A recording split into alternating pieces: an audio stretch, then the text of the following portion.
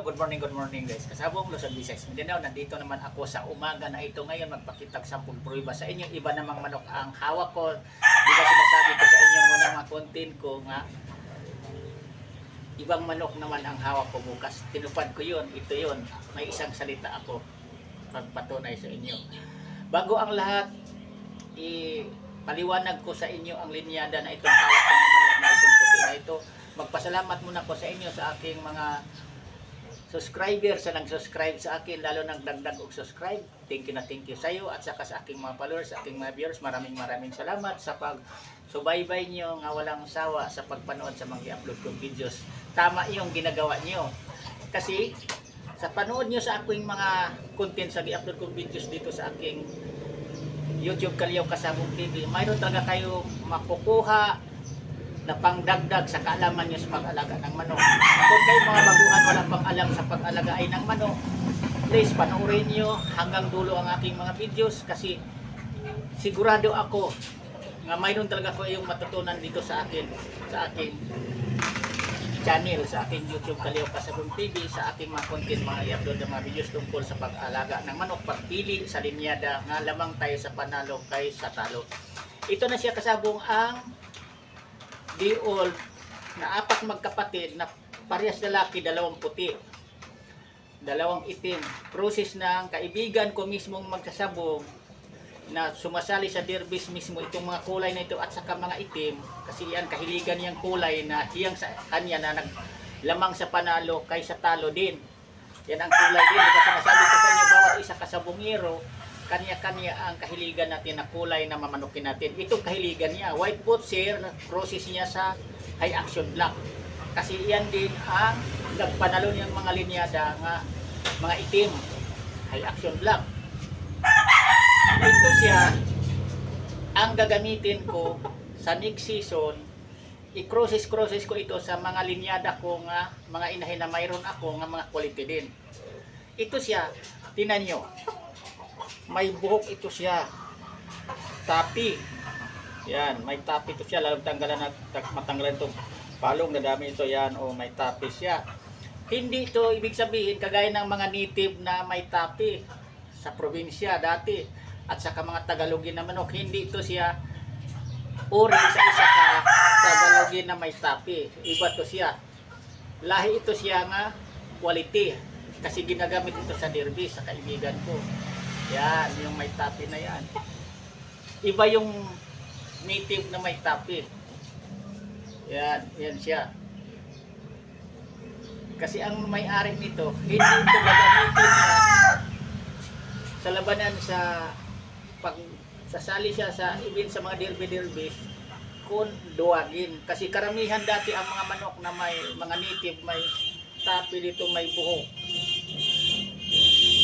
Duwagin pagdating sa lugar. Pero ito, sila hindi. Lalaban to hanggang huling hininga dahil pag sinasabi nga linyada nga ginagamit sa isang katao nga ilaban niya sa mga derby-derbys, talagang maasahan yan. Hindi yan gagamitin sa derby-derbys kung hindi maasahan nga linyada sa isang kamanok. Ito na yung sinasabi ko sa inyo nga sa pag-alaga ng manok, kagaya sa akin, aminado talaga ako nga hindi hiyang itong mga putik sa akin. Pero kinukuha ko lang ito dahil linyada din itong nagpanalo sa may-ari. Nakilala ko mismo may-ari nito. I-crosses ko sa ibang mga manok ko kasi mayroong nag-order sa akin na bakit ang manok ko daw talisay lang, pula, bulik. Kailangan naman mayroon daw ako ibang kulay kagaya ng gold. Mayroon ni-order nila sa akin yan. Mga itim mayroon na. Next season, hindi na tatlong kulay sa manok ko. Iba-iba na ang kulay at sa linyada.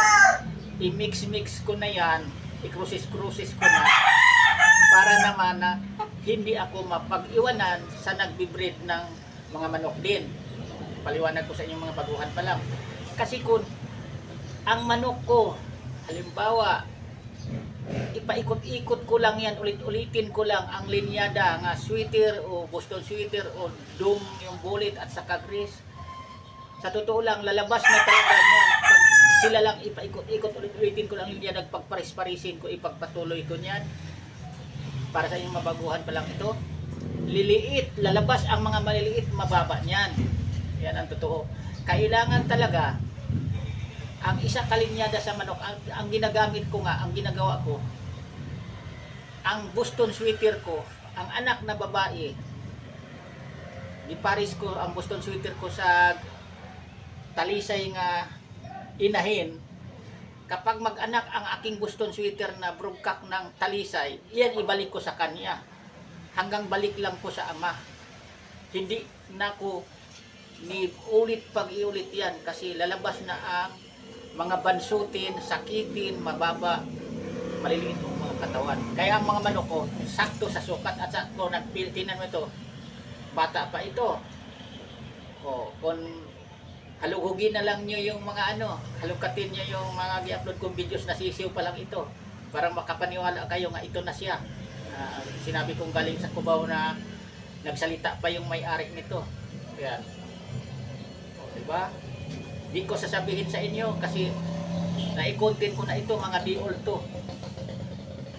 Para mapaniwalaan nyo ako kung kaano kabilis ako mag-alaga, magpalaki ng mga sisiw diol. Halungkatin nyo na lang ang mga videos ko nito na sinasabi ko nga process ng white butcher at saka high-action blacks, kaibigan mo magsasabi. Ito na siya. 4, 2 puti, 2 itim, pares lalaki. Hindi ako nagkakamali sa pagpili ko. Kasi sinasabi ko naman sa inyo, kahit ang kaibigan ko magsasabong, pinapapili ko niya kasi diol na diol galing sa incubator. Akala niya hindi ako marunong na kumilati sa postura, sa kulay, sa balhibo na maging lalaki, maging babae. Kasi sinasabi ko naman sa kanya, ako bihira lang ako magkamali pag ako'y pumipili ng sisiw. Pag sinabi kong babae, babae yan. Pag sinabi kong lalaki, lalaki yan. Sa 100%, makabigay man ko ng 70 o 80%, sigurado talaga yan pag sinasabi ko. Lalo na kung sarili kong palahi, baka 90% pang maibigay ko na pagkilatis ko sa maging lalaki, maging babae. Dahil kabisado ko na. Sisiw pa lang, paglabas sa seal niya sa itlog, sa galing ng incubator, alam ko na ang postura sa guhit, anong pagkaputi, anong pagka kulay yan, brown ba, kabisado ko na yun kung sarili kong materialis. Yan totoo. Yan ang pagpatunay ko sa inyo, yung aking mga viewers, aking mga subscribers na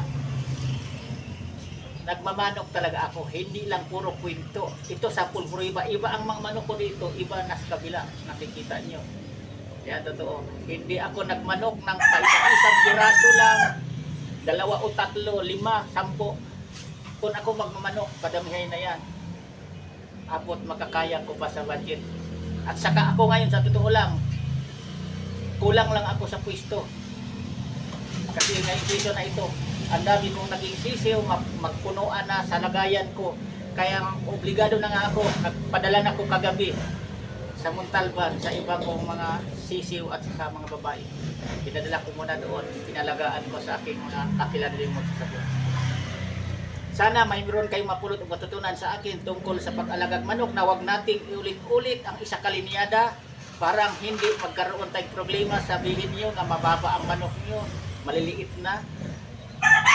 Hindi yan mangyayari kapag subaybayan nyo lang ang aking mga content dito sa aking YouTube, Kalyaw Kasabong TV. Kasi pinapaliwanag ko sa inyo kung paano natin alagaan na malusog, manatiling malakas ang mga pangatawan sa ating mga sisiw hanggang sa paglaki niya. Tinuturo ko rin dito kung paano natin mo improve ang linyada sa isa kamanok na hindi tayo pwedeng mapag-iwanan sa kapwa natin mahilig mag-alaga ng manok. Yan lang, maraming salamat ulit sa pagpanood. Thank you, bye.